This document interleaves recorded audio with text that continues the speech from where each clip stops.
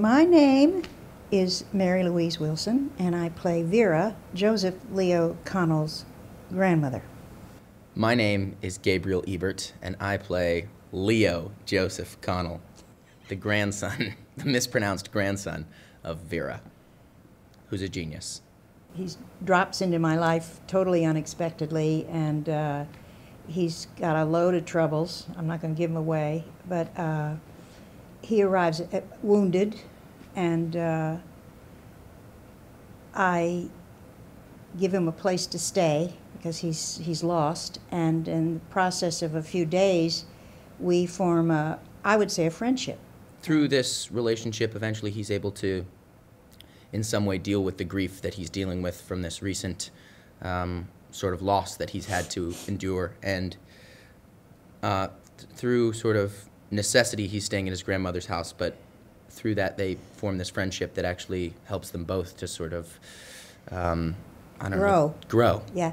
Also, I should point out the title, 4,000 Miles, refers to the fact that he's biked across country and took the long route. And that's why it's called 4,000 Miles. My cousin, who's a dear friend of mine, sold his car and bought a plane ticket. He's just here staying in my house with one backpack, which is sort of Leo-esque in that way. And so it's strange to actually have him here because the timing is sort of apt, and he represents a lot of that same freedom, yet confusion, that Leo is dealing with.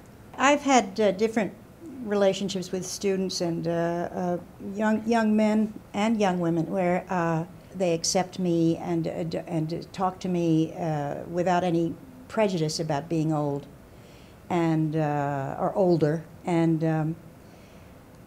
I feel like they're my children. I do, and but it's maybe nicer than being actual parent, because I think it's a relationship devoid of all the whatever consequent trauma has gone on in bringing them up. It's like being a grandmother or an aunt, or I get all the benefits of their youthful intelligence and spirit. There's a cool opportunity for both of us in this play to just be on stage with the two of us going back and forth. So rare. Which is so rare, just incredibly quality writing and being able to just deal with real life circumstances together on stage and trying to puzzle our way through that is a really rare and amazing opportunity that we're both being given. So in a way, it just feels like we're lucky to be able to sink our teeth into this, and really, it has very little to do with hierarchy or age or anything. It's one of the reasons I was attracted to the role, because I am old enough to experience ageism, if you know what I mean. And you know, it's for instance, if you're my age, it's always mentioned. You know, that your years are mentioned. Like that's, you know, like that's, I don't know, that bothers me. So what I love about this writing is this is a very real woman who happens to be getting old and doesn't like it, and that is so truthful that I felt it almost necessary to do this role, you know.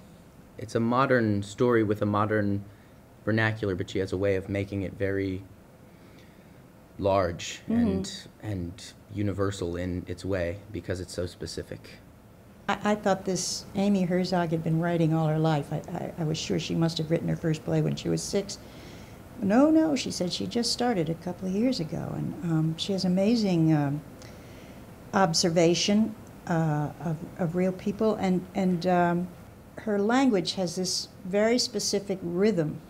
It just rolls out. Every time I really finally get a line right, it just feels so right, you know. And hopefully we'll do all right as well. Yeah, we'll see. If you just get rid of some of those habits you have, it'd be fine. It's true, I know. Yeah, the little dance you do, you know, in the middle of that thing. That's true.